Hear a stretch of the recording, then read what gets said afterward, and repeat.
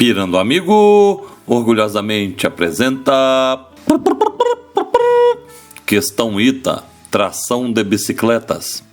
No sistema convencional de tração de bicicletas, o ciclista impele os pedais cujo eixo movimenta a roda dentada, coroa, a ele solidária. Esta, por sua vez, aciona a corrente responsável pela transmissão do movimento a outra roda dentada, catraca, acoplada ao eixo traseiro da bicicleta. Considere agora um sistema duplo de tração, com duas coroas, raio 1 e raio 2, raio 1 menor que raio 2, e duas catracas, raio 3 e raio 4, raio 3 menor que raio 4, respectivamente.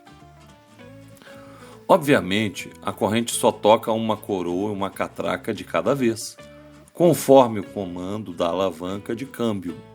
A combinação que permite máxima velocidade da bicicleta para uma velocidade angular dos pedais fixa é: muito bem, toda vez que nos deparamos com vários pontos em movimento circular, inicialmente a gente separa os pontos em duas categorias.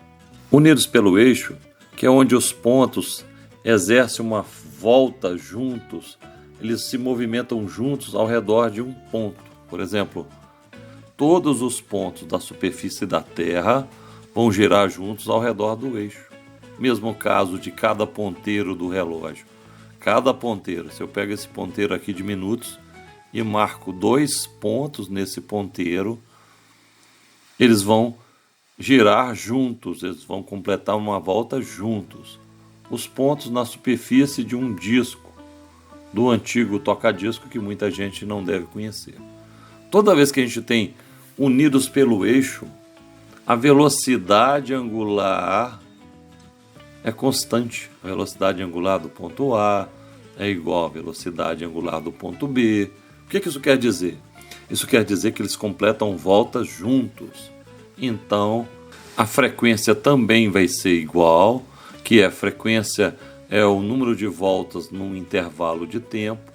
Obviamente, o período também será igual. A segunda condição é unidos pela correia, entre aspas, que a gente pode observar à direita as engrenagens não tem nenhuma correia ligando. Mas quando a gente fala unidos pela correia, é porque eles vão percorrer a mesma distância juntos. A distância que a correia percorre vai ser a distância que a polia maior vai percorrer, que vai ser a distância que um ponto na polia menor vai percorrer, e aqui também a distância que um ponto da engrenagem percorre, se eu conseguir calcular, vai ser a distância do outro ponto, que vai ser a distância do terceiro ponto, que eles estão interligados aqui, correto? Então, quando eu tenho uma situação, entre aspas, que é unida pela correia, que é uma situação similar, mas aqui no caso eu não tenho correia, a velocidade linear vai ser constante. A velocidade linear do ponto A vai ser igual à velocidade linear do ponto B, que vai ser igual à velocidade linear da correia. Sabemos também que a velocidade linear, que tem a ver com distância, é distância sobre tempo. A distância de uma volta é 2πr sobre o tempo de uma volta. E a velocidade angular, que é a variação do ângulo pelo tempo, quando completarmos uma volta, o tempo é o período, T maiúsculo, vai ser 2π. Então aqui eu tenho a distância, tantos metros. Aqui eu tenho o ângulo, ou em radianos, ou em graus. A gente pode observar que esse termo aqui corresponde à velocidade angular. Então, teremos que velocidade linear é igual a velocidade angular vezes o raio. Então, nós temos na bicicleta uma coroa que é movimentada pelo pedal, ligada a uma corrente, ligada a uma catraca que está conectada a roda da bicicleta, a roda traseira. Sabendo que na verdade temos duas coroas, chamada de coroa 1 e coroa 2, uma com raio menor, supondo que isso seja um dente de coroa, raio 1, e uma com raio maior, raio 2, e duas catracas da mesma maneira, uma com raio menor, raio 3, e uma com raio maior, raio 4. Eu quero relacionar a combinação coroa-catraca de maneira que obtenha a maior velocidade possível. Então, os dois pontos da coroa, que está aqui, ó, e nesse desenho aqui, coroa está aqui, ó, a coroa vai transmitir uma velocidade linear para a corrente, ok? Então, o mais adequado é o ponto da coroa que determina maior velocidade linear para a corrente. Velocidade linear é igual a velocidade angular vezes o raio.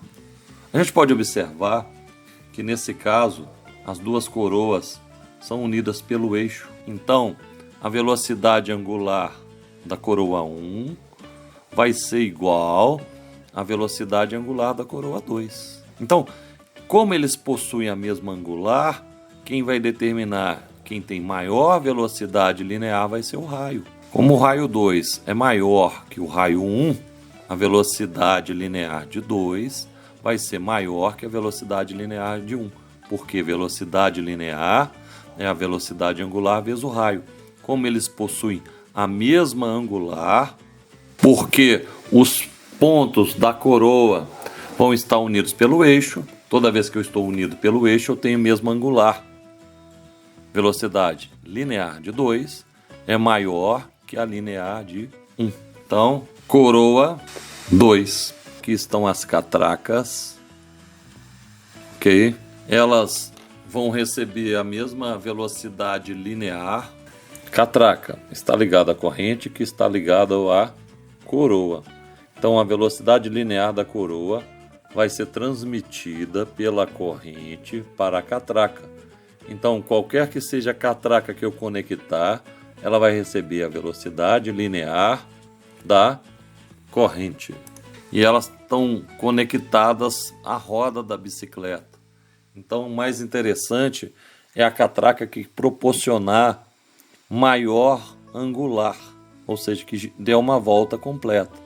Então, se eu tenho dois pontos com a mesma linear, com a mesma velocidade linear,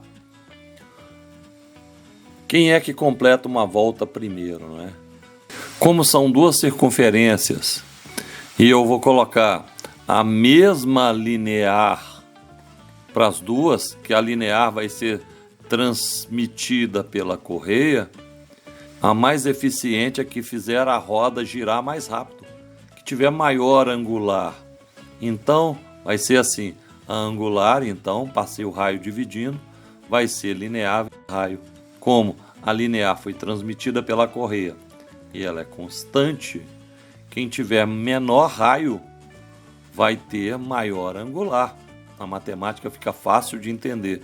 Se eu tenho um número fixo aqui, que vou dividir por um valor, quanto menor o valor que eu dividir esse número, maior é o meu resultado. Então, a catraca tem que ser catraca 3. Coroa 2, catraca 3. Alternativa C. Espero que tenha gostado do vídeo. Ajude a divulgar o canal Pirando Amigo. Muito obrigado pela atenção.